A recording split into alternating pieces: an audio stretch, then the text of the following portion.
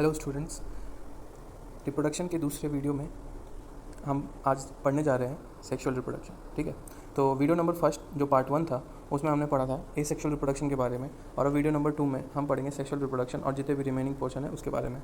ठीक है, तो sexual reproduction involve formation of male and the female gametes. तो जैसा कि पता है सबको कि मेल और फीमेल गैमेट्स का फ्यूज़न, इन्वॉल्वमेंट, फॉर्मेशन जब भी होगा, ठीक है, तो सेक्सुअल रिप्रोडक्शन के बारे में बात कर सकते हैं। ठीक है, तो या तो वो डिफरेंट इंडिविजुअल से होगा, ठीक है, जो अपोजिट सेक्स के होंगे, या तो सेम इंडिविजुअल से होगा। जैसे हर्माफ्रोडाइट्स जो होते हैं उसमें सेम इंडिविजुअल में दोनों गैमेट्स का फॉर्मेशन होता है, बट जो जब अलग अलग फॉर्मेशन होगा तो अपोजिट सेक्स के होना ज़रूरी है। ठीक है, तभी फ्यूजन ऑफ गैमेट होगा और फर्टिलाइजेशन होगा, फिर सेक्सुअल रिप्रोडक्शन हम बोल सकते हैं।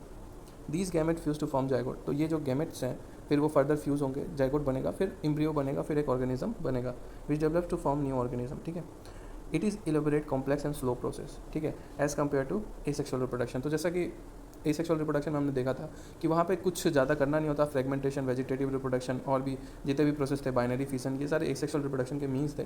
तो उसमें ज़्यादा कॉम्प्लेक्स इलेबोरेट प्रोसेस नहीं था, ठीक है ना, तो वो फास्ट प्रोसेस भी होता है। बट जब हम सेक्सुअल रिप्रोडक्शन के बारे में बात करते हैं तो ये कॉम्प्लेक्स, इलेबोरेट और स्लो प्रोसेस होता है। ठीक है, because of the fusion of male and the female gamete, sexual reproduction result in offspring not identical to parents और अमंग देमसेल्फ। ठीक है, तो अगर फ्यूज़न हो रहा है गैमेट्स का, ठीक है ना, फ्यूज़न हो रहा है गैमेट्स का, तो जो ऑफस्प्रिंग होंगे उसमें वेरिएशन शो होगा। ठीक है, उसमें वेरिएशन आएगा क्योंकि दो अलग अलग पेरेंट्स हैं, दोनों का गैमेट मिलकर एक ऑफस्प्रिंग बनेगा, तो क्या होगा, उसमें वेरिएशन आएगा। ठीक है, तो ना ही वो अपने पेरेंट्स से जेनेटिकली आइडेंटिकल होंगे और ना ही अपने खुद के ऑफस्प्रिंग, दूसरे जो ऑफस्प्रिंग बनेंगे सेम पेरेंट्स के, ना उससे आइडेंटिकल होंगे। ठीक है ना, क्योंकि ये सेक्सुअल रिप्रोडक्शन में वेरिएशन शो करेंगे। A study of diverse organism, plant, animal, fungi, so that although they differ so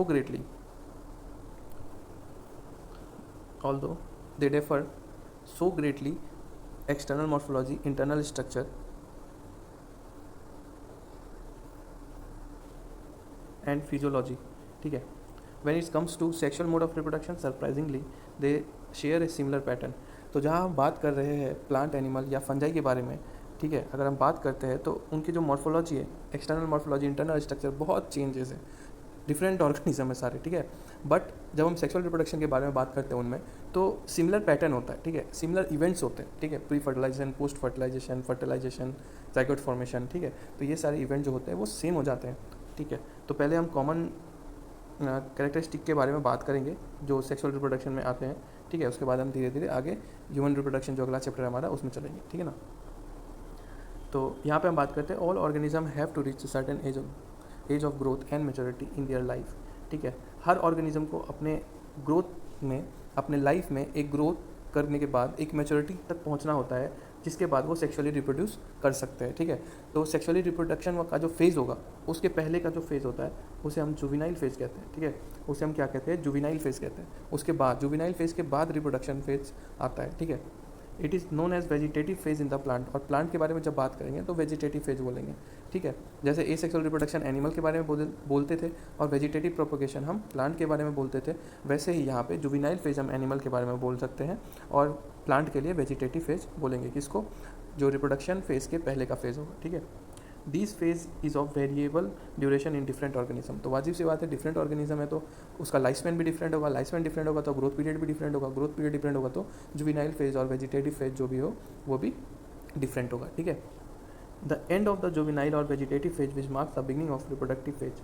ठीक है, तो जब ये जुवेनाइल फेज और वेजिटेटिव फेज प्लांट में ख़त्म हो जाएगा, ठीक है, तो फिर क्या शुरू होगा, फिर शुरू होगा रिप्रोडक्टिव फेज। और फ्लावर में ये देखना बहुत ही आसान है, क्योंकि जब प्लांट में ये देखना और भी आसान है, क्योंकि प्लांट जो होते हैं वो फ्लावर देने लगते हैं उस टाइम पे।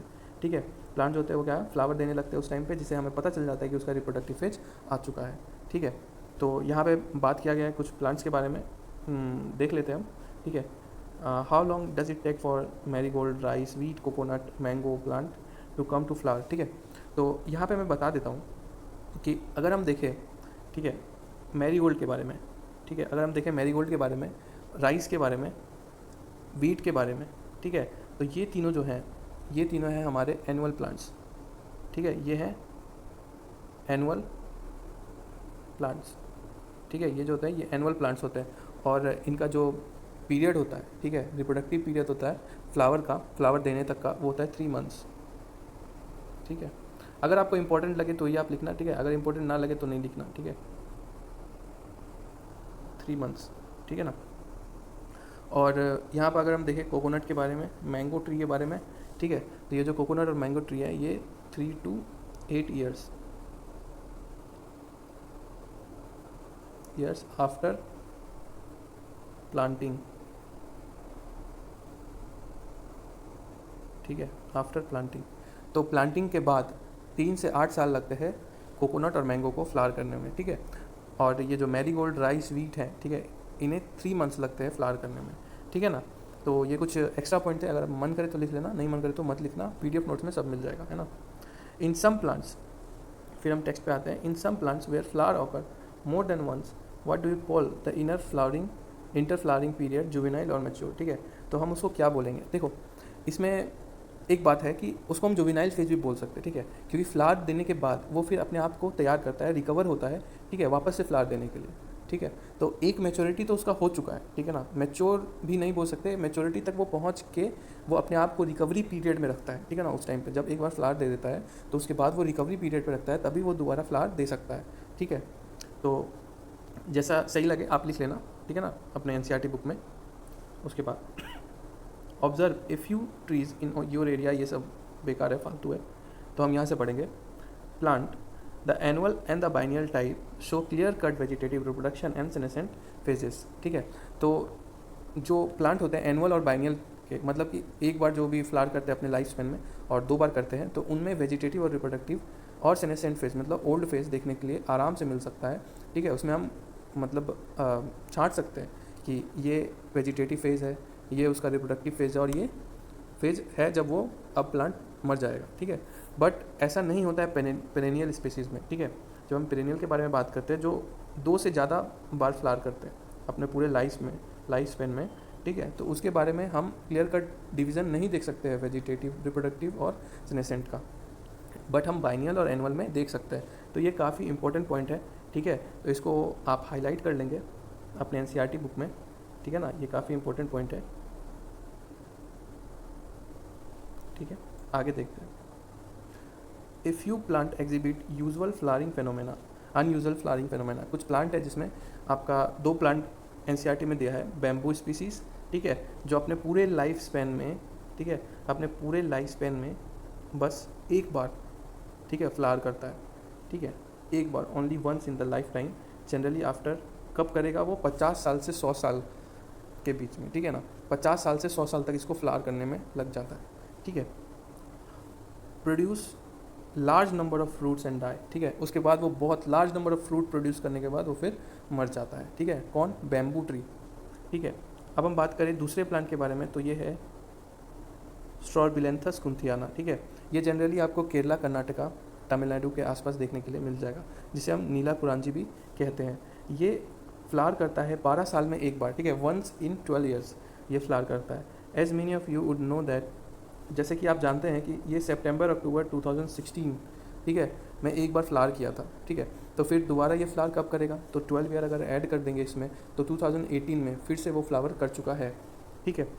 उसके बाद its mass flowering transform large tracts of hilly areas in Kerala, Karnataka and Tamil Nadu into blue stretches and attract a large number of tourists, ठीक है। तो हम देख सकते हैं कि इसका जो फ्लावर होता है वो ब्लूइश टाइप का फ्लावर होता है, ठीक है। तो ये जो पूरा वहाँ रास्ता होता है वो पूरा ब्लूइश दिखता है, जिसके कारण जो है बहुत सारे टूरिस्ट जो है यहाँ पे अट्रैक्ट होते हैं और आते हैं यहाँ पर इस प्लांट को देखने के लिए स्पेशली, ठीक है।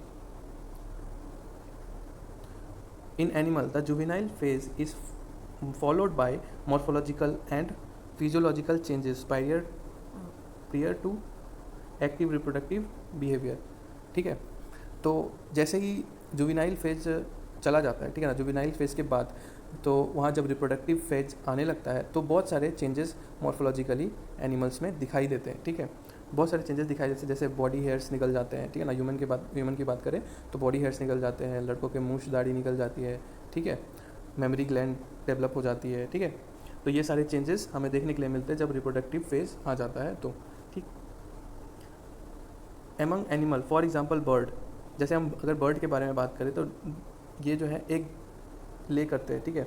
तो ये क्वेश्चन पूछ रहा है यहाँ पर कि वो पूरे साल ही एग ले करते हैं क्या, या फिर ये सीजनल फेनोमेना है, ठीक है। तो क्वेश्चन है कि वो पूरे साल एग ले करते हैं या ये एक सीजनल फेनोमेना है, ठीक है। तो ये एक सीजनल फेनोमेना होता है, बट जो पोल्ट्री में बर्ड्स रहते हैं, ठीक है, जो पोल्ट्री में जिसको पाला जाता है, तो उसको एक्सप्लॉइट किया जाता है, ठीक है ना, उसको एक्सप्लॉइट किया जाता है, उनको कुछ हार्मोन्स दे दिया जाता है, जिससे इंजेक्ट कर दिया जाता है, जिसके कारण वो हर टाइम एग ले कर सकते हैं, ठीक है। तो यहाँ पे वो भी क्वेश्चन है नीचे दिया, what about other animal like lizard, frog, तो ये सब जानना नहीं है। However bird in captive as in poultry farm, ठीक है, जैसा कि बताया अभी, can made to lay egg throughout the year, वो पूरे साल तक एग ले कर सकते हैं, ठीक है ना। In this case laying egg is not related to the reproduction but it is a commercial exploitation for human welfare, ठीक है। तो ह्यूमन जो है अपने फ़ायदे के लिए उसका एक्सप्लॉयटेशन करते हैं, ठीक है। ये रिप्रोडक्शन से इसका कोई मतलब नहीं होता, ठीक है। रिप्रोडक्शन का मतलब तभी होगा जब वो नेचुरली देखा जाए कि वो एग ले कब करता है, ठीक है, तभी हम रिप्रोडक्टिव फेज, जुवेनाइल फेज उसमें बता सकते हैं। बट ये जो पोल्ट्री फार्म वाले होते हैं इसमें हम नहीं बता सकते। The female of placental mammals exhibit cyclic changes in the activity of ovaries and accessory duct as well as hormones during the reproductive phases, ठीक है। तो जो प्लेसेंटल एनिमल्स होते हैं, प्लेसेंटल मैमल्स होते हैं, ठीक है ना, तो उसमें ओवरीज और एक्सेसरी डक्ट जो होते हैं उसके, ठीक है, उसमें चेंजेस आता है, और हार्मोन्स में भी चेंजेस आता है रिप्रोडक्टिव फेज में, ठीक है। इन नॉन प्राइमेट्स जैसे कि cow, sheep, rats, deer, dogs, tiger, etc, ठीक है, ये जो नॉन प्राइमेट्स होते हैं इसमें जो साइक्लिक चेंज होता है उसको ओस्टस साइकिल बोलते हैं। क्या बोलते हैं? ओस्टस साइकिल्स बोलते हैं, ठीक है। और जो प्राइमेट में ये साइकिल चलता है वो होता है मेंस्ट्रुअल साइकिल, ठीक है। मेंस्ट्रुअल साइकिल जैसे जिसमें मंकी आ जाते हैं, एप्स आ जाते हैं और ह्यूमन भी आ जाते हैं, ठीक है। तो उसमें मेंस्ट्रुअल साइकिल चलता है। जो हम ह्यूमन रिप्रोडक्शन पढ़ेंगे तो पूरा मेंस्ट्रुअल साइकिल वहाँ पे हमें पढ़ना है, ठीक है ना। Many mammals, especially those living in the natural wild condition, exhibit such cyclic change only during favorable season in their reproductive phase, ठीक है। तो अपने रिप्रोडक्टिव फेज में ये साइकिल सीजनली चलता है, ठीक है ना। And are therefore called seasonal breeders, जिसको हम लोग सीजनल ब्रीडर्स बोलते हैं। अगर ये साइकिल सीजनली चला, ठीक है ना, तो उसको हम लोग सीजनल ब्रीडर्स बोलेंगे। बट बहुत सारे जो मैमल्स होते हैं, ठीक है ना, जो बाकी के मैमल होते हैं उसमें रिप्रोडक्टिव फेज में रिप्रोडक्टिवली एक्टिव होते हैं वो, ठीक है, पूरे साल तक रिप्रोडक्टिवली एक्टिव होते हैं, ठीक है। तो एक खास पीरियड होता है जिसको हम लोग कंटिन्यूस ब्रीडर्स बोलते हैं। तो सीजनल ब्रीडर्स क्या होता है कि वो साइकिल बस सीजन उनके पूरे साल में एक बार या 2 बार ही चलेगा, ठीक है। बट इसमें क्या होता है, थ्रू आउट द ईयर चलता रहता है, ठीक है। तो इसको हम लोग कंटिन्यूस ब्रीडर बोलते हैं, और जिसमें सीजन में चलता है 1-2 बार उसको हम लोग सीजनल ब्रीडर्स कहते हैं। That we all grow old if we live long enough, जब हम लोग ज़्यादा साल जी जाते हैं, is something that we recognise, हम क्या ऑब्जर्व करते हैं, ठीक है। The end of reproductive phase can considered as one of the parameter of senescent और ओल्ड एज, ठीक है। तो जैसे ही रिप्रोडक्टिव फेज खत्म होता है, ठीक है ना, जैसे ही रिप्रोडक्टिव फेज खत्म होता है तो हम मान लेते हैं कि अब ओल्ड एज का ऑनसेट हो चुका है, ठीक है, अब ओल्ड एज आने वाला है। There is a commitment change in the body like slowing down of metabolism, ठीक है। तो हम देखते हैं कि बहुत सारे चेंजेस तब भी आते हैं, ठीक है। तब क्या चेंजेस आते हैं, जो मेटाबॉलिज्म होता है हमारा स्लो हो जाता है, ठीक है। फिर हमारा मोशन भी होता है वो स्लो हो जाता है बॉडी का, ठीक है, during this last phase of life span, ठीक है। तो ये जो लास्ट फेज लाइफ स्पेन का होता है इसमें बहुत सारे चेंजेस भी आते हैं। Old age ultimately leads to death, तो ओल्ड एज के बाद वाजिब सा बात है कि फिर मरना ही होता है सबको, ठीक है ना। In both plant and animal hormones are responsible for transition between the 3 phases. तो ये जो 3 फेज हैं उसमें ट्रांजिशन मतलब तीनों फेज में जब स्विचिंग होगी, जब वो 3 फेज स्विच करेंगे आपस में, तो उसमें हार्मोन्स का सबसे ज़्यादा रोल होता है, ठीक है। हार्मोन्स का सबसे ज़्यादा रोल होता है, ठीक है। Interaction between hormones and certain environmental factor regulate the reproductive process and associated behavioural expression of the organism, ठीक है। तो हार्मोन के साथ साथ इन्वायरमेंटल फैक्टर्स भी डिपेंड करते हैं, ठीक है, कि कैसे वो ऑर्गेनिज्म, कैसे वो एनिमल रिप्रोड्यूस करता है, ठीक है, और उसके बिहेवियर एक्सप्रेशन ये भी डिपेंड करते हैं इन्वायरमेंटल फैक्टर और हार्मोनल फैक्टर पे, ठीक है। इवेंट्स इन सेक्सुअल रिप्रोडक्शन, ठीक है। अब हम पढ़ेंगे इवेंट इन सेक्सुअल रिप्रोडक्शन, क्योंकि सेक्सुअल रिप्रोडक्शन जो है वो बहुत ही कॉम्प्लेक्स प्रोसेस होता है, इलेबोरेट प्रोसेस होता है, ठीक है। तो उसमें बहुत सारे इवेंट्स आते हैं, तो वही इवेंट के बारे में हम पढ़ते हैं। तो इसमें हम 3 इवेंट के बारे में पढ़ेंगे, प्री फर्टिलाइजेशन, फर्टिलाइजेशन और पोस्ट फर्टिलाइजेशन, ठीक है। प्री फर्टिलाइजेशन, फर्टिलाइजेशन और पोस्ट फर्टिलाइजेशन, ठीक। तो ऊपर का लाइन जो है आप अपने मन से पढ़ लेंगे, है ना, उसमें कोई उतना ज़्यादा खास चीज़ है नहीं। फिर हम पहला जो है वो पढ़ते हैं प्री फर्टिलाइजेशन, ठीक है। इसमें हम देखते हैं these includes all event of sexual reproduction prior to fusion of gametes, ठीक है। जो फ्यूज़न ऑफ गैमेट्स है उसके पहले पहले का जितना भी इवेंट होता है, ठीक है, उसको हम लोग प्री फर्टिलाइजेशन इवेंट में रखते हैं, ठीक है। तो इसमें कौन कौन से इवेंट्स आएंगे? तो पहला होगा गैमेटोजेनेसिस, दूसरा होगा गैमेट ट्रांसफ़र, ठीक है। तो देखो पहले होगा गैमेटोजेनेसिस मतलब गैमेट का फॉर्मेशन, उसके बाद गैमेट ट्रांसफ़र, उसके बाद फ्यूज़न। तो अगर हम फ्यूज़न के बारे में बात करेंगे तो वो तो फिर फर्टिलाइजेशन हो गया, ठीक है। तो प्री फर्टिलाइजेशन में हम दो ही चीज़ पढ़ते हैं, गैमेटोजेनेसिस और गैमेट ट्रांसफ़र, ठीक है ना। तो गैमेटोजेनेसिस में क्या है? As you already aware, gametogenesis refers to the process of formation of two types of gametes, ठीक है। दो टाइप के गैमेट बनते हैं, मेल गैमेट और फीमेल गैमेट, ठीक है। गैमेट्स आर हैप्लॉइड सेल्स, ये बहुत इंपॉर्टेंट पॉइंट है कि गैमेट्स जो होते हैं वो हैप्लॉइड सेल होते हैं, ठीक है। गैमेट्स होते हैं वो हैप्लॉइड सेल होते हैं, ठीक है ना। आगे हम देखते हैं तो ये एनसीईआरटी का डायग्राम इंपॉर्टेंट है, ठीक है ना। एनसीईआरटी के सारे डायग्राम इंपॉर्टेंट ही होते हैं, इसे मान के चलना कि इंपॉर्टेंट है, ठीक है ना।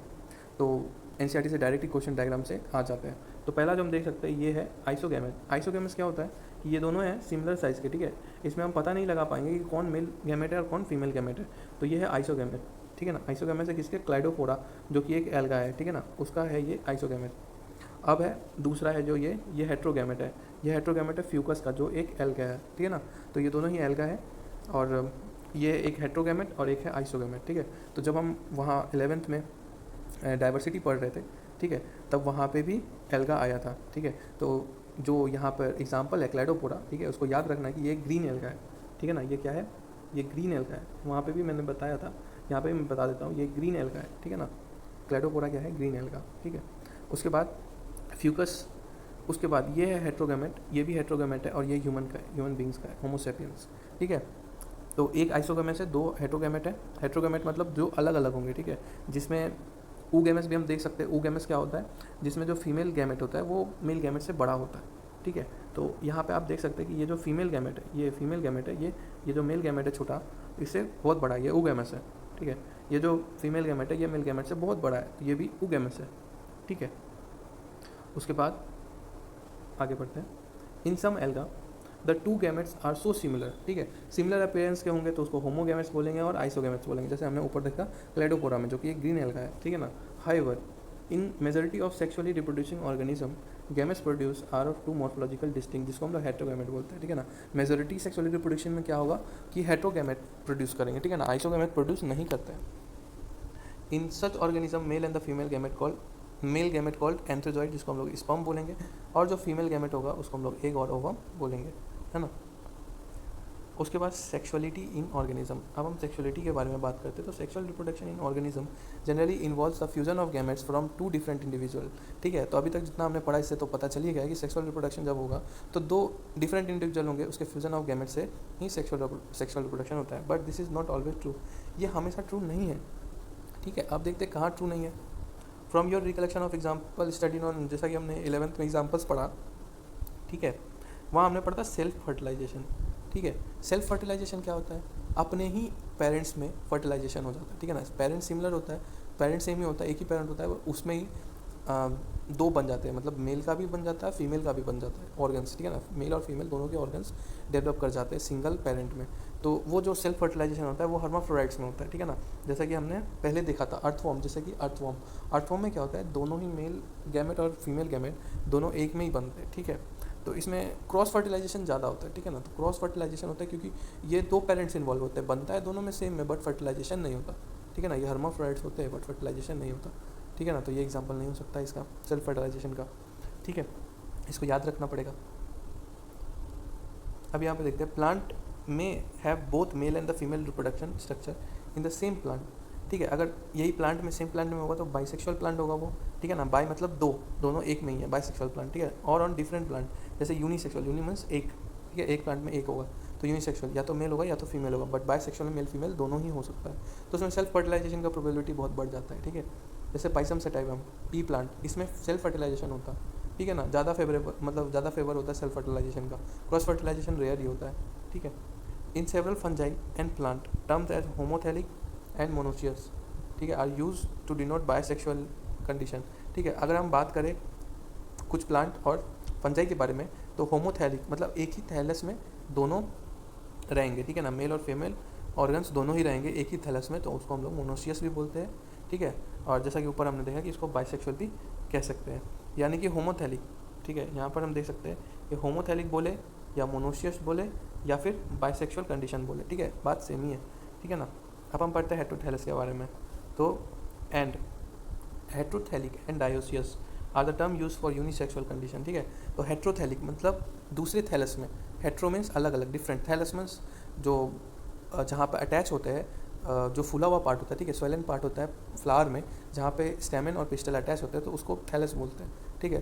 तो डिफरेंट थैलस में अगर स्टेमन और पिस्टल में यानी मेल ऑर्गन और फीमेल ऑर्गन अटैच होंगे, ठीक है, तो उसको हम लोग डायोसियस कंडीशन बोलेंगे और यूनिसेक्सुअल कंडीशन बोलेंगे, ठीक है ना।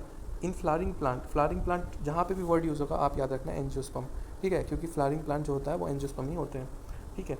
The unisexual male flower is staminate, ठीक है, जिसको हम लोग स्टामिनेट बोलेंगे, जो कि स्टेमन बियर करेगा, while the female flower is pistillate, ठीक है, क्योंकि वो पिस्टल बियर करेगा, ठीक है ना। जिसके पास पिस्टल है वो पिस्टिलेट और जिसके पास स्टेमन है वो स्टेमिनेट, ठीक है। स्टेमन जो होता है वो मेल फ्लावर और फीमेल फ्लावर पिस्टिलेट, ठीक है। इन सम फ्लावरिंग प्लांट, जो कुछ फ्लावरिंग प्लांट होंगे, both male and female flowers may be present on the same individual, ठीक है, मोनोशियस कंडीशन होगा, ठीक है। और ऑन सेपरेट इंडिविजुअल में होगा तो डायोसियस कंडीशन होगा, ठीक है। जैसे एग्जांपल जो है एनसीईआरटी में दिया है, मोनोशियस प्लांट्स आर, ठीक है, मोनोशियस प्लांट कौन कौन है, कुकुरबिटा और कोकोनट, ठीक। और डायोसियस प्लांट कौन है, पपाया और डेट पाम, ठीक है। तो इसको याद रखेंगे, अपने एनसीईआरटी में अंडरलाइन हाईलाइट कर लेंगे कि जो डायोसियस है, ठीक है, जो डायोसियस है वो है डेट पाम और पपाया, और जो मोनोशियस है वो है कुकुरबिटा और कोकोनट, ठीक है। कुकुरबिटा कोकोनट ये है आपके मोनोशियस, और डायोसियस है जो वो है पपाया और डेट पाम, ठीक है। तो आगे बढ़ते हैं। बट व्हाट अबाउट एनिमल्स, तो एनिमल्स के बारे में क्या कह सकते हैं, ठीक है। तो ऑल स्पीसीज इधर मेल और फीमेल, अगर मेल और फीमेल होंगे तो यूनिसेक्सुअल, और अगर सेम में होंगे तो बाइसेक्सुअल, ठीक है। सेम में होंगे तो बाइसेक्सुअल, और अगर अलग अलग होंगे तो यूनिसेक्सुअल, ठीक है। जैसे कि हम अगर बात करें, sponge, earthworm, tapeworm, leech are typical example of bisexual animal, ठीक है। तो वो जो एग्जाम्पल है वो बाइसेक्सुअल एनिमल के, मतलब कि एक ही ऑर्गेनिज्म में दोनों ही गैमेट फॉर्मेशन हो सकते हैं, ठीक है, मेल गैमेट भी और फीमेल गैमेट भी। तो इसका आप एग्जाम्पल जो है हाईलाइट कर सकते हैं, बहुत इंपॉर्टेंट है एग्जामिनेशन पॉइंट ऑफ व्यू से, ठीक है ना।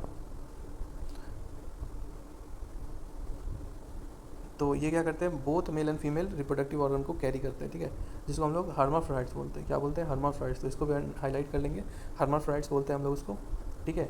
और इसका जो एग्जांपल है वो ऊपर हमने देखा कि अर्थफॉर्म, स्पॉन्ज, टेपवॉर्म, लीच, ठीक है ना। और भी बहुत सारे एग्जांपल है, ये सारे एग्जांपल मैंने जो एनसीईआरटी में दिए हुए, ठीक है। फिर है cockroach is an example of unisexual species, ठीक है। कॉकरोच जो है वो यूनिसेक्सुअल स्पीसीज का एग्जांपल है ना। Cell division during gamete formation, अब देखते हैं कि गैमेट जब बनते हैं तो कौन से मोड से सेल डिवीजन होता है, ठीक है। या तो वो म्यूसिस होता है या तो वो माइटोसिस होता है, ठीक है। तो यहाँ पर हम वही देखते हैं। Gametes in all heterogametic species are of two types, ठीक है, दो टाइप के होते हैं, मेल गैमेट और फीमेल गैमेट, ठीक है। Gametes are haploid though the parent body from which they arise may be either haploid और डिप्लॉइड, ठीक है। तो यहाँ पर बोला गया कि गैमेट जो होता है वो हैप्लॉइड होता है, ठीक है ना, बट पेरेंट बॉडी जो है वो हैप्लॉइड और डिप्लॉइड दोनों होता है, ठीक है। तो हम देखेंगे जब हैप्लॉइड पेरेंट बॉडी होगा, ठीक है, तो मियोटिक डिवीजन होगा, यानी माइटोटिक डिवीजन होगा, यानी माइटोसिस से डिवीजन होगा, ठीक है ना। रिडक्शन डिवीजन नहीं होगा, इक्वेशनल डिवीजन होगा, ठीक है। माइटोसिस डिवीजन, इक्वेशनल डिवीजन होगा। बट अगर हैप्लॉइड प्लांट बॉडी है तो उसमें क्या होगा, उसमें मियोसिस होगा, ठीक है। तो यहाँ पर देख सकते हैं आप, ये क्वेश्चन के फॉर्म में पूछा है कि हैप्लॉइड प्लांट, ये जो डिप्लॉइड प्लांट बॉडी होता है उसमें क्या होगा, मियोसिस होगा, ठीक है ना, रिडक्शन डिवीजन होगा। फिर यहाँ पर हम देख सकते हैं कि several organism belonging to monera, fungi, algae and bryophytes have haploid plant body, ठीक है। तो बहुत सारे ऑर्गेनिज्म जो हैं जो मोनेरा से बिलोंग करते हैं, फंजाई से बिलोंग करते हैं, एल्गे से बिलोंग करते हैं, वो सारे के बॉडी जो होते हैं वो हैप्लॉइड प्लांट बॉडी होते हैं। But in this organism belonging to pteridophyte, but in organism belonging to pteridophyte, जो ऑर्गेनिज्म जो टेरिडोफाइट, जिम्नोस्पर्म और एंजियोस्पर्म से बिलोंग करते हैं, मोस्ट ऑफ द एनिमल जो होते हैं इससे जो बिलोंग करते हैं वो क्या होते हैं, डिप्लॉइड होते हैं, ठीक है। और जो मोस्ट ऑफ द एनिमल्स होते हैं, ठीक है, ह्यूमन बींग्स को लेते हुए इनकी जो बॉडी होती है, पेरेंटल बॉडी, ये डिप्लॉइड होती है, ठीक है। तो हमने क्या देखा कि हैप्लॉइड जो प्लांट बॉडी होती है वो किसकी होती है, हैप्लॉइड बॉडी वो किसकी होती है, मोनेरा, फंजाई, एल्गे, ब्रायोफाइट्स, ठीक है।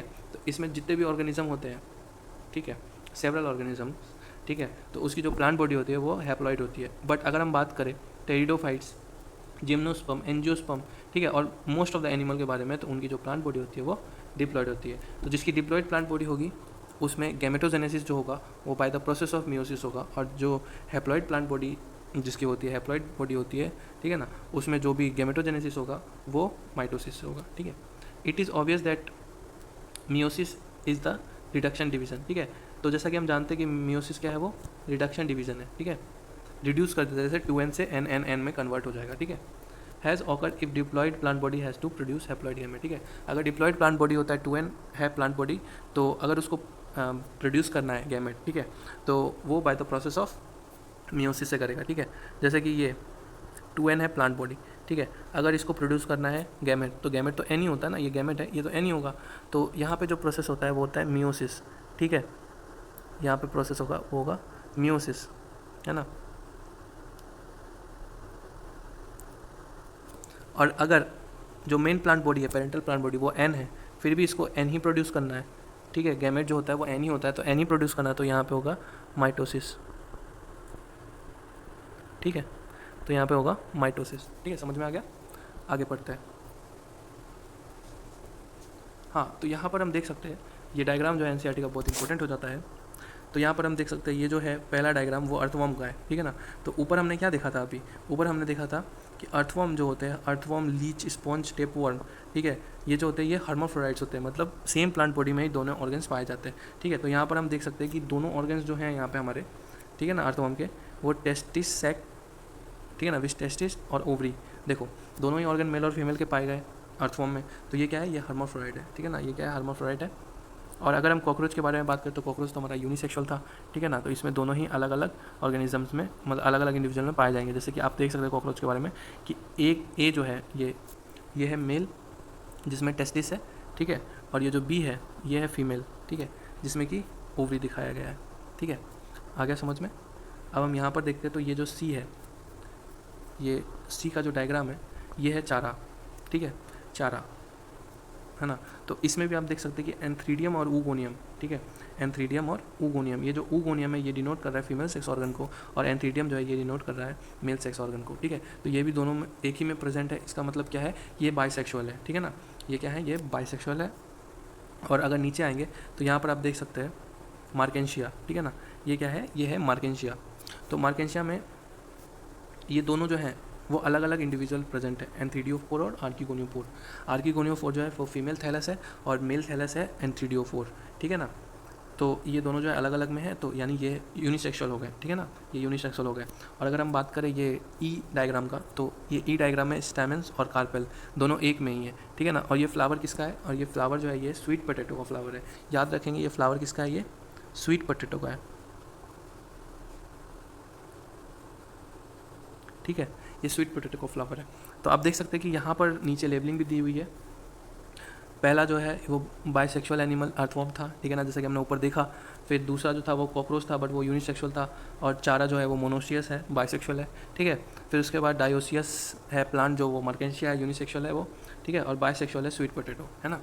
आगे हम पढ़ते हैं। डायग्राम इंपॉर्टेंट से, मतलब बहुत इंपॉर्टेंट होते हैं, ठीक है ना, इसको याद से याद करना पड़ता है। ठीक है, डायग्राम का प्रैक्टिस करना पड़ेगा।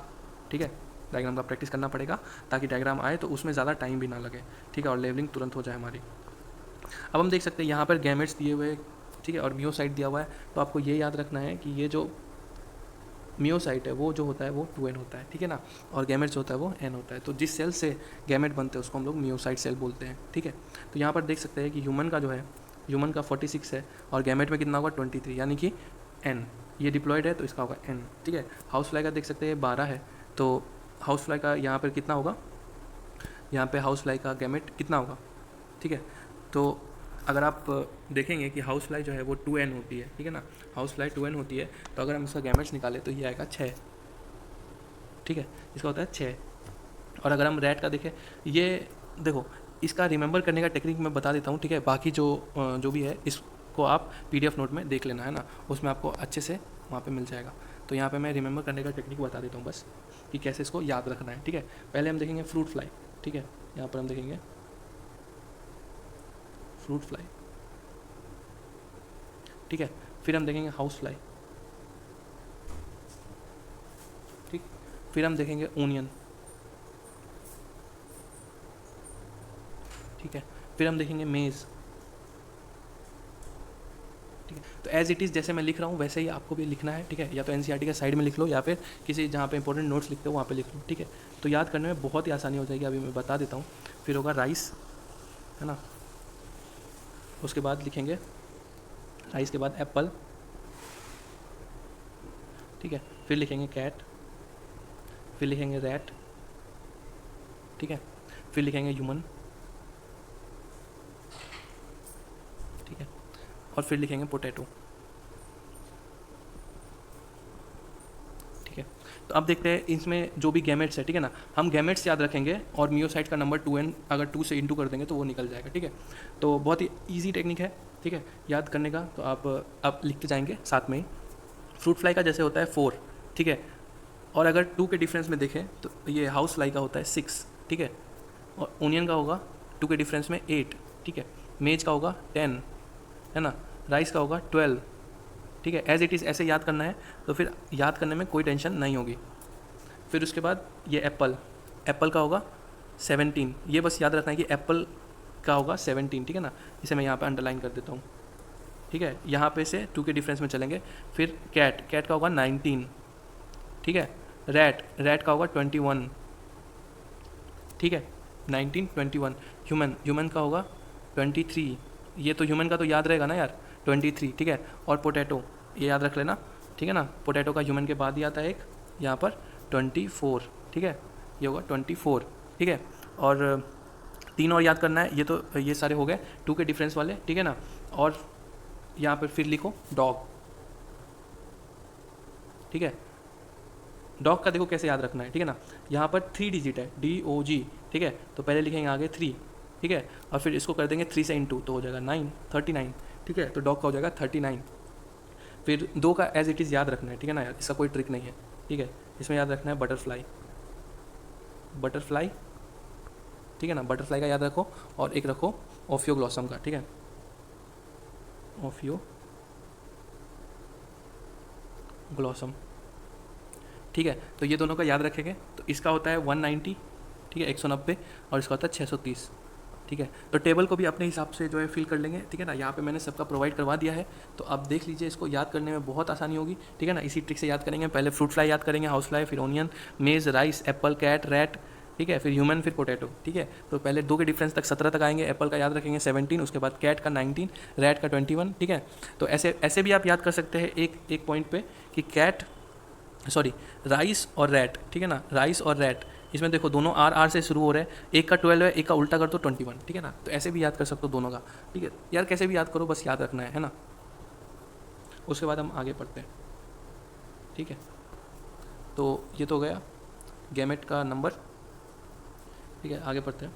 इन diploid organism special cell called meiocyte gamete mother cell, जिसको हम गैमेट मदर सेल बोलते हैं, अंडरगो मियोसिस, ठीक है। जो डिप्लॉयड ऑर्गेन्स होते हैं, ऑर्गेनिजम्स होते हैं, ठीक है ना, उसमें डिप्लॉयड सेल्स होते हैं, ठीक है, जिसको मियोसाइट बोलते हैं, जो कि गैमेट मदर सेल, यानी कि गैमेट फॉर्मेशन वही सेल से होगा, बट मियोसिस होगा तभी होगा, ठीक है, क्योंकि गैमेट है N और मियोसाइट है 2N, ठीक है। तो जब भी मियोसाइट पूछ ले तो जो भी गैमेट का नंबर है उसमें 2 से इंटू कर देंगे, और जब भी मियोसाइट से गैमेट पूछ ले तो 2 से डिवाइड कर देंगे। ये तो काफ़ी ईजी है ना। At the end of the meiosis only 1 set of chromosome, एक ही सेट जो होता है वो हर एक गैमेट में जाता है, ठीक है ना। 2 सेट क्रोमोसोम्स के होते हैं, एक ही सेट एक गैमेट में जाएगा, ठीक है। अब बोल रहा है कि ये स्टडी करो इस टेबल को, है ना, तो ये हमारा कोई काम का है नहीं। अब हम पढ़ते हैं गैमेट ट्रांसफर। तो हमने अभी क्या पढ़ा, फॉर्मेशन ऑफ गैमेट, ठीक है। अब हम गैमेटोजेनेसिस पढ़ चुके हैं, अब पढ़ेंगे गैमेट का ट्रांसफर कैसे होता है, ठीक है। After their formation mail and the female gamete must be physically, ठीक है ना, फिजिकली जो है उसको साथ आना पड़ेगा फ्यूजन के लिए, यानी फर्टिलाइजेशन के लिए, ठीक है। Have you ever wonder how the gamete meet, कैसे गैमेट मीट करेगा। In a majority of organism male जो होता है, मेल गैमेट इज मोटाइल होता है, और फीमेल गैमेट जो होता है वो स्टेशनरी होता है, ठीक है। मेल गैमेट जो होता है वो मोटाइल होता है, फीमेल गैमेट स्टेशनरी होता है। Exceptions are a few fungi and algae which both type of gametes are motile, ठीक है। जो कुछ फंजाई और कुछ एल्गे में दोनों ही टाइप के गैमेट जो होंगे वो मोटाइल होंगे, ठीक है। There is a need for medium through which the male gamete move, ठीक है। तो एक मीडियम का ज़रूरत होता है, ठीक है ना, मेल गैमेट को मूव करने के लिए, चाहे वो वाटर हो चाहे वो एयर हो, ठीक है। In several simple plant like algae, bryophyte and pteridophyte, ठीक है।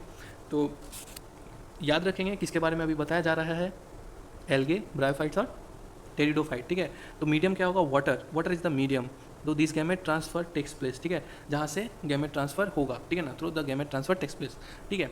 तो किस में होगा, एल्गे ब्रायोफाइट्स और टेरिडोफाइट्स में, ठीक है।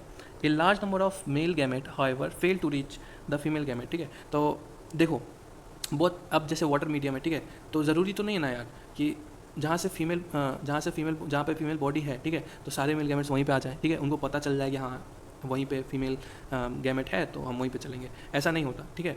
तो जिधर वाटर का फ्लो होता है, ठीक है ना, मेल गैमेट फीमेल उधर होती है, और जिधर से फ्लो हो रहा है वहाँ पे मेल गैमेट जो है वो अपना डिस्चार्ज कर देता है, जिसके कारण जो फ्लो होता है, जो फ्लो से ही फीमेल गैमेट के पास पहुँच जाता है, ठीक है। अगर फ्लो नहीं होता तो बहुत कम चांसेस होता है, मतलब ये जो इसमें चांसेस जो होती है वो बहुत कम होती है, ठीक है ना, चांस बहुत कम होता है, जिसके कारण जो है सारा जो फीमेल गैमेट है वो फर्टिलाइज नहीं हो पाता, ठीक है। तो इसको ओवरकम करने के लिए बहुत सारे टेक्निक्स हैं जो मेल गैमेट को करना पड़ता है, जैसे कि मेल गैमेट जो है बहुत सारे अमाउंट में प्रोड्यूस होंगे, ठीक है ना। ऐसे जो ऑर्गेनिजम्स होते हैं, चाहे वो एनिमल हो चाहे प्लांट हो, मेल गैमेट जो है बहुत सारे प्रोड्यूस होते हैं ताकि maximum number of female gametes को फर्टिलाइज कर सकें, ठीक है। तो यहाँ पर हम देखते हुए लिखा है, to compensate this loss of male gamete during transport the number of male gametes produce several thousand times the number of female gamete produce, ठीक है। तो यहाँ पे क्लियर हो चुका है कि नंबर ऑफ मेल गैमेट जो है वो बढ़ जाते हैं, ठीक है। किसको कंपनसेट करने के लिए, ये जो लॉस हो रहा है उसको कंपनसेट करने के लिए मेल गैमेट को नंबर बढ़ाना पड़ता है, ठीक है। तो अब हम देखते हैं यहाँ पर इस डायग्राम में, तो इसमें दिखाया गया है, ये क्लेडोपोरा का ही है, ठीक है। तो इसमें दिखाया गया है क्या, फ्यूजन ऑफ गैमेट्स, ठीक है। पहला जो डायग्राम वो फ्यूजन ऑफ गैमेट्स, जाइगोट बन गया ऐसे, ठीक है, फिर न्यू इंडिविजुअल बन गया, ठीक है ना, ये क्लेडोपोरा में हो गया, ठीक है। तो इसमें तो कुछ था ही नहीं, ठीक है। तो आगे हम देखते हैं इन सीड प्लांट्स, ठीक है, जिसमें सीड्स होते हैं, ठीक है, जिम्नोस्पर्म एंजियोस्पर्म दोनों में सीड होते हैं। Pollen grains are carrier of male gametes and ovule have the egg, ठीक है। तो हम देख सकते हैं कि जो पोलन ग्रेन होते हैं वो मेल गैमेट्स होते हैं, ठीक है ना, उसमें मेल गैमेट्स होते हैं, दो सेल होते हैं, वेजिटेटिव सेल और जनरेटिव सेल, ठीक है। और जो ओव्यूल होता है उसमें जो होता है वो एग होता है, ठीक है, एम्ब्रायो सेक्स जिसको बोलते हैं, उसमें एग होता है, ठीक है ना।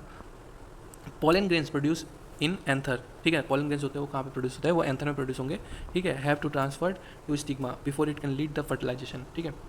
फर्टिलाइजेशन से पहले उसको स्टिग्मा पे लैंड करना होता है। स्टिग्मा क्या होता है, कि लैंडिंग प्लेटफॉर्म होता है, तो उसको पहले स्टिग्मा पे लैंड करना होता, उसके बाद वो फर्टिलाइजेशन कर सकता, ठीक है।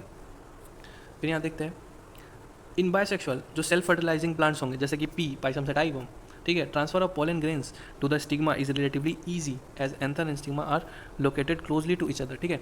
तो जैसे कि आप देख सकते हैं कि एक ही थैलस पे अगर होमोथैलिक होते हैं, ठीक है ना, एक ही थैलस पे अगर दोनों ही अटैच्ड हैं, मेल और फीमेल ऑर्गन, ठीक है, मेल और फीमेल सेक्स ऑर्गन्स, तो उनके लिए ज़्यादा ईजी हो जाता है फर्टिलाइजेशन करना, ठीक है, क्योंकि पास में ही होता है दोनों ऑर्गन्स, ठीक है, तो आराम से फर्टिलाइजेशन कर सकते हैं। Pollen grain soon after they are shed come in contact with the stigma, ठीक है, तो जैसे ही पोलन ग्रेन वहाँ से शेड करेंगे तो वो स्टिग्मा के कॉन्टैक्ट में आ जाएंगे, ठीक है।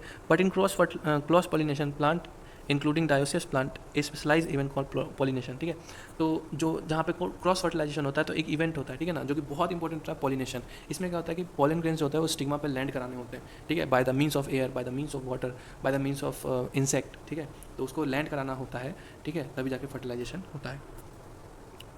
Transfer of pollen grains to the stigma, ठीक, pollen grains germinate on the stigma and pollen tube carry the male gamete each reach the ovule and discharge the male gamete near the egg, ठीक है, तो वो फिर egg के पास जो है male gamete को छोड़ देगा, ठीक है ना, फिर उसके बाद फर्टिलाइजेशन हो जाएगा। इन डायोसियस एनिमल, अब एनिमल के बारे में बात करते हैं, since mail and the female gamete जो है वो डिफरेंट ऑर्गेनिज्म में, डिफरेंट इंडिविजुअल में फॉर्म होता है, ठीक है, the organism must evolve A special mechanism for gamete transfer, ठीक है, तो ऑर्गेनिज्म को एक गैमेट ट्रांसफर के लिए मैकेनिज्म इवॉल्व करना पड़ता है, ठीक है, बहुत ज़रूरी होता है, ठीक है, तभी तो गैमेट ट्रांसफर होगा, तभी फर्टिलाइजेशन भी होगा। Successful transfer and coming together of gamete is essential for most crucial event in sexual reproduction the fertilization, ठीक है। तो धीरे धीरे हम फर्टिलाइजेशन की तरफ बढ़े, हमें क्या पता चला कि जो गैमेट का फ्यूजन होता है उससे पहले दोनों को साथ लाना बहुत ज़रूरी होता है, मेल और फीमेल गैमेट को साथ लाना बहुत ज़रूरी होता है ट्रांसफ़र के लिए, एक अलग सा मैकेनिज्म होता है, ठीक है ना। उसके बाद क्या होता है, फर्टिलाइजेशन होता है, जो कि बहुत ही क्रूशियल इवेंट होता है, कहाँ पे, पूरे रिप्रोडक्शन में सबसे क्रूशियल इवेंट होता है फर्टिलाइजेशन, ठीक है। अब हम पढ़ते हैं फर्टिलाइजेशन के बारे में, ठीक है, तो हम पढ़ते हैं फर्टिलाइजेशन के बारे में। The most vital event of the sexual reproduction is perhaps the fusion of gamete, ठीक है, तो फ्यूजन ऑफ गैमेट जो होता है वो सबसे क्रूशियल इवेंट होता है, ठीक है ना, सबसे वाइटल इवेंट होता है किसमें, सेक्सुअल रिप्रोडक्शन में, ठीक है। This process is called syngamy. Syngamy result in formation of zygote, ठीक है। तो इस प्रोसेस को हम लोग सिनगेमी बोलते हैं। सिन मीन्स होता है एक साथ, ठीक है ना, एक साथ मतलब कि मिलना। सिनगेमी का क्या मतलब होता है, सिन का मतलब होता है मिलना, गैमी मीन्स होता है शादी करना, ठीक है। गैमी का एक्चुअली मीनिंग जो होता है वो शादी करना होता है, ठीक है। बट यहाँ पे जो सेल होते हैं वो आपस में मिलते हैं, फ्यूज़ करते हैं, इसलिए उसको सेल सिनगेमी बोलते हैं, ठीक है। और जो प्रोड्यूस होता है वो होता है जायगोट, ठीक है। तो जो सिनगेमी का रिजल्ट होता है वो क्या होता है, जायगोट, ठीक है। The term fertilization is also often use for the process, for this process. तो इस प्रोसेस के लिए हम फर्टिलाइजेशन शब्द का भी इस्तेमाल कर सकते हैं। This term syngamy and fertilization are frequently use दो इंटरचेंजेबली, ठीक है। तो ये जो सिंगेमी है, कभी सिंगेमी यूज़ कर दिया वर्ड, कभी फर्टिलाइजेशन, तो ये वर्ड को हम यूज़ कर सकते हैं, कोई दिक्कत नहीं है। तो what happen when syngamy doesn't occur, ठीक है। अगर सिंगेमी नहीं होगा, इफ सिंगेमी डजंट ऑकर, तो क्या होगा, जायगोट नहीं बनेगा, फिर जनरेशन ऑफ स्विनिंग उसका बनेगा ही नहीं, ठीक है ना, फिर आगे जनरेशन बढ़ेगा ही नहीं, बस। However, it has to mention here that in some organism like rotifers, honeybee, and even some lizard and birds, turkey, the female gamete undergo development to form new individual without fertilization, ठीक है। तो कुछ कुछ जो important, ये बहुत important point है, ठीक है ना, इसको आप लोग अंडरलाइन कर लेंगे, हाईलाइट कर लेंगे या कहीं लिख लेंगे। जो बर्ड टर्की है, हनी भी है, ठीक है, और कुछ जो लिजार्ड होते हैं और रटिफर्स होते हैं, ठीक है, इनमें होता है पार्थिनोजेनेसिस, ठीक है। पार्थिनोजेनेसिस क्या है, जो फीमेल गैमेट है, ठीक है ना, फीमेल गैमेट यही प्रोड्यूस करता है male gamete, sorry male organism और फीमेल ऑर्गेनिज्म, सॉरी, ठीक है, फीमेल ऑर्गेनिज्म, ठीक है ना।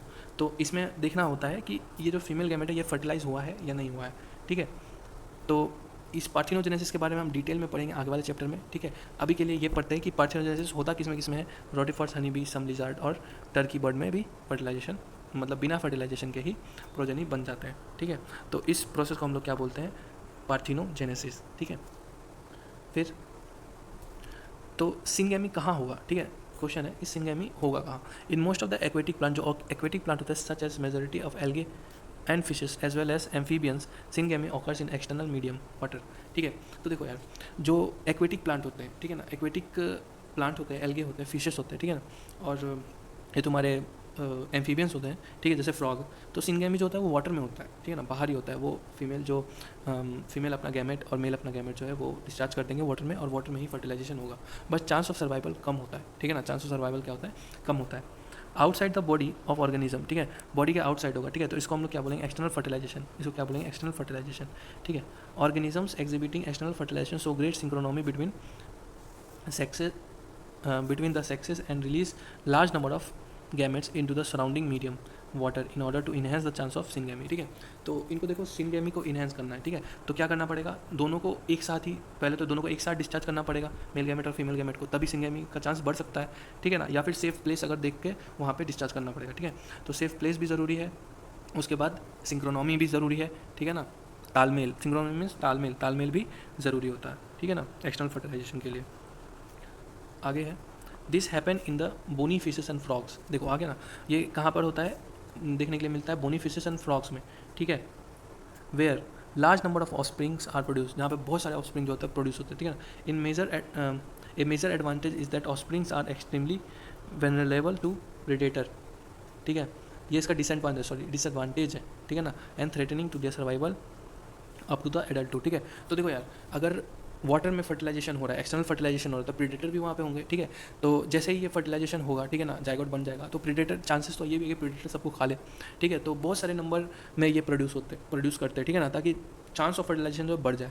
और अगर ज़्यादा ऑफस्प्रिंग होंगे तो अगर प्रीडेटर खा भी लेगा तो एक दो क्या बहुत सारे ऑफस्प्रिंग जो है वो बच जाएंगे, ठीक है। तो बहुत सारे ऑफस्प्रिंग बच जाएंगे तो उसका जनरेशन तो आगे बढ़ जाएगा, ठीक है, जो कि मेन एम होता है रिप्रोडक्शन का, ठीक।